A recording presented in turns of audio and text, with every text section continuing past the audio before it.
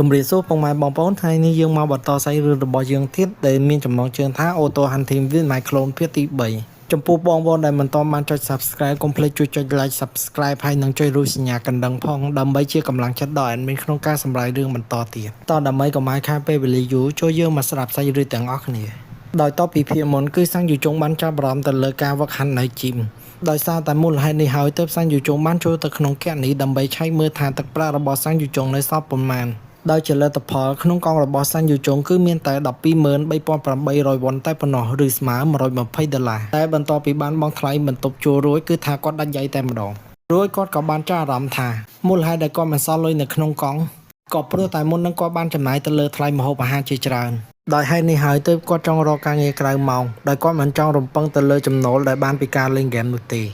េក៏ព្រោះតែចំណូលបានពីការលេងហ្គេមគឺមិនអាចផ្គត់ផ្គង់ទៅលើការចំណាយផ្សេងៗឡើយដូច្នេះហើយចុងសងវូក៏បានប្រើប្រាស់កុំព្យូទ័ររបស់គាត់ក្នុងគោលបំណងរកការងារធ្វើតាម website ផ្សេងៗផងដែរដោយដំបូងឡើយគាត់ចង់បានការងារដែលប្រើប្រាស់កម្លាំងក៏ព្រោះតែគាត់ចង់ពង្រឹងរាងកាយឲ្យរឹងមាំផងនិងចង់បានលុយផងការងារជាអ្នកដុតនំការងារជាអ្នក workshop និងជំនួយការការិយាល័យហើយដំបូងឡើយសាំងយូចុងចង់ចាប់ផ្ដើមការងារនោះជាមុនសិនរួចចាំឲ្យរូបរាងកាយខ្លួននោះធ្វើតាមជាក្រោយបីជៀសវាងនៅបញ្ហាដែលកើតឡើងដោយយថាហេតុរួចហើយសាំងយូចុងរបស់យើងក៏បានរើសការងារជាអ្នក workshop ព្រមទាំងមើលពីការពិពណ៌នាអំពីការងារនោះផងដែររួចសាំងយូចុងរបស់យើងក៏បានទាញទូរស័ព្ទមកចុចលេខដើម្បីខលទៅកាន់ក្រុមហ៊ុន Hello ជំរាបសួរ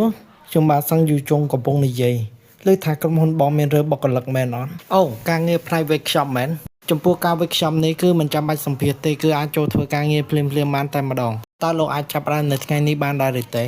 េចំណែកសាំងយូចុងវិញបានឆ្លើយថាចុះខ្ញុំអាចចាប់ផ្ដើមនៅថ្ងៃស្អែកបានអត់ចុះចំណែកថ្ងៃនេះវិញបើសិនជាបានលោកអាចមកថ្ងៃនេះនៅម៉ោង 6 កន្លះអញ្ចឹងខ្ញុំនឹងទៅក្រុមហ៊ុននៅលើនេះហើយជួបគ្នានៅពេលឆាប់ក្រុមហ៊ុនប្រហែលជាខ្វះបុគ្គលិកទេដឹងបានជាក្រុមហ៊ុនដូចជាប្រញាប់ប្រញាល់ណាស់តែមិនអីទេសំខាន់ឲ្យតែគេបើកប្រាក់ខែឲ្យគឺវាគ្រប់គ្រាន់ហើយខ្ញុំក៏ថាប្រហែលជាក្រុមហ៊ុននេះហើ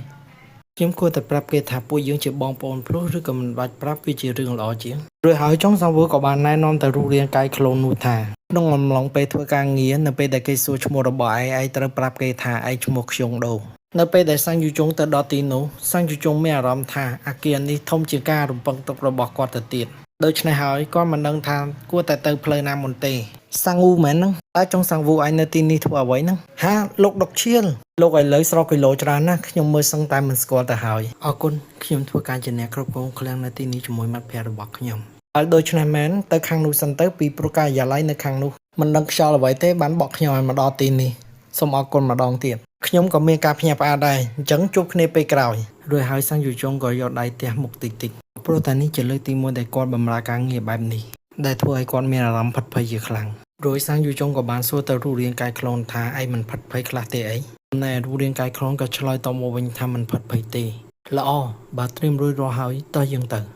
បានបញ្ចប់រួចទៅញ៉ាំរ៉ាមែននៅផ្ទះដែលរ៉ាមែននេះដែរគឺជាមីរបស់កូរ៉េសូមទោសផងលោកប្រធានខ្ញុំទៅលេងរួចហើយអរគុណច្រើនណាស់មិនដឹងលើកពេលណាអស់ទេឬក៏អ្នកផ្សេងមាន skill ក្នុងការលើករបស់ធ្ងន់ទេដឹងបានជាលើកមិនហត់ដូច្នេះរួចសាំងយូចុងក៏របួសថាគាត់មកគួរមកសោះគាត់តែឲ្យរូបរាងកាយខ្លួនរបស់គាត់ធ្វើគឺបានទៅហើយមកសម្រាប់ហើយក៏ជាពេលវេលាដែលត្រូវដល់វេអ្នកផ្សេងមកជំនួសសាំងយូចុងក៏បានទៅអង្គុយសម្រាកមើលទៅសភាហាដូចជា hot ស្ទើរស្លាប់ទៅហើយនោះរួចហើយលោកដុកឈើក៏បានទិញអាហារសម្រន់ហើយនិងភេសជ្ជៈមកឲ្យចុងសាំងវូនិងរូបរាងកាយខ្លួនរបស់គាត់ផងដែររួចចុងសាំងវូក៏បាននិយាយពាក្យថាអរគុណរួចលោកដុកឈើក៏បានបន្តទៀតថាតើអ្នកកំឡោះតូចឈ្មោះអ្វីដែរអ្នកកំឡោះតូចនេះឃើញខិតខំប្រឹងប្រែងធ្វើការខ្លាំងណាស់ដោយមិននិយាយមួយម៉ាត់សោះហើយក៏មិនចេះរអ៊ូទៀតអញ្ចឹងបើអ្នកកំឡោះតូចមិននិយាយអ្វីទេខ្ញុំនឹងដាក់ឈ្មោះអ្នកកំឡោះឯងទៅតាមការកាត់របស់ខ្ញុំហើយណារួចបន្ទាប់ពីរូបរាងកាយខ្លួនរបស់សាំងយូចុងមិននិយាយអ្វីសោះរួចគាត់ក៏បញ្ជាទៅរូបរាងកាយខ្លួននោះតាមរយៈការកាត់រួចហើយរូបរាងកាយខ្លួនក៏បាននិយាយថាបាទលោកខ្ញុំឈ្មោះខ្យងដូគីមលោកដុងឈៀក៏បានបន្តសួរទៅកាន់សាំងយូចុងថា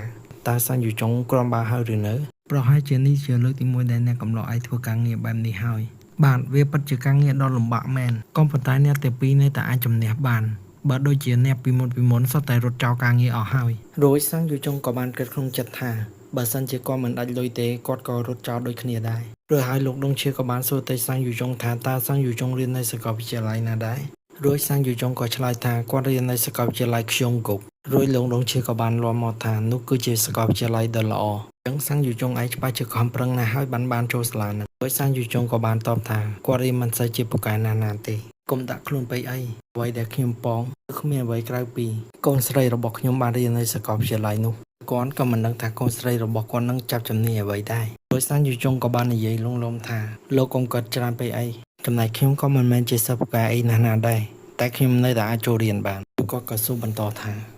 សិនជាឯងមិនមែនជាសិស្សពូកែហើយអ្វីក៏ឯងបានចូលរៀននៅសាកលវិទ្យាល័យនោះរួចសាំងយូចុងក៏តបថាដោយសារតែគាត់មានអាជ្ញាប័ណ្ណទើបគាត់អាចរៀននៅសាកលវិទ្យាល័យនោះបានរួចលោកដុងឈៀក៏លំមកថាអូតាមពិតចឹងទេបន្ទាប់ពីលោកដុងឈៀគិតបានមួយសន្ទុះរួចក៏សួរថាឯងចាអារម្មណ៍ជាមួយនឹងការងារក្រៅម៉ោងផ្សេងទៀតអត់ចុងសាំងវូក៏បានសួរទៅវិញថាតើការងារក្រៅម៉ោងនោះគឺជាការងារអ្វីមិនជាការងារលើកលីសែងអវ៉ាន់ធ្ងន់នោះទេតែវាគឺជាការងារដែលបង្រៀនកូនខ្ញុំយ៉ាងម៉េចដែរតែឯងមានចំណាអារម្មណ៍ទេហើយសាំងយូចុងក៏បានភាំងមួយសន្ទុះរួចគាត់ក៏បាននិយាយរដាររត់ថាខ្ញុំគឺជាអ្នកបង្រៀនបន្ទាប់ពីនឹកឃើញថាខ្លួនឯងកំពុងតែអត់លុយផងនោះសាំងយូចុងក៏បានសួរទៅគាត់ថាតើគាត់ត្រូវបង្រៀនគ្រូជំនាញតាមមែនទេបានត្រឹមត្រូវហើយក៏អាចនិយាយបានថាកូនស្រីរបស់ខ្ញុំគឺខ្សោយទៅលើការសិក្សាផងដែរចឹងចង់សំវួរឲ្យគិតយ៉ាងម៉េចដែរដោយបង្រៀនម្ដងខ្ញុំឲ្យ 50000 ដោយបង្រៀនមួយថ្ងៃ2ម៉ោងហើយបង្រៀន2ដងក្នុងមួយសប្តាហ៍ចុងសាំងវូក៏គិតថាវាជាការល្អមួយយ៉ាងដែរព្រោះតែទទួលបានកម្រៃ 50000 ដោយចំណាយពេលបង្រៀនតែ2ម៉ោងប៉ុណ្ណោះបន្ទាប់ពីពួកគេទាំងពីរនិយាយស្រស់ស្រួលគ្នាត្រូវគ្នារួចហើយ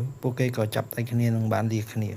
រួចលោកដុងហៀក៏បាននិយាយថាគាត់នឹងយករឿងនេះទៅប្រាប់កូនស្រីរបស់គាត់ហើយនឹងឲ្យដំណឹងចុងសាំងវូជាក្រោយរួចគាត់ក៏សួរទៅចុងសាំងវូថានៅតែប្រើលេខទូរស័ព្ទដដែលតាមមែនទេរួចចុងសាំងវូក៏បានគិតក្នុងចិត្តថាចំពោះការបង្រៀនខ្ញុំជឿថាខ្ញុំអាចធ្វើបានបន្ទាប់ពីគាត់ឆែកនៅក្នុង system ឃើញថា state ទាំងអស់ឡើង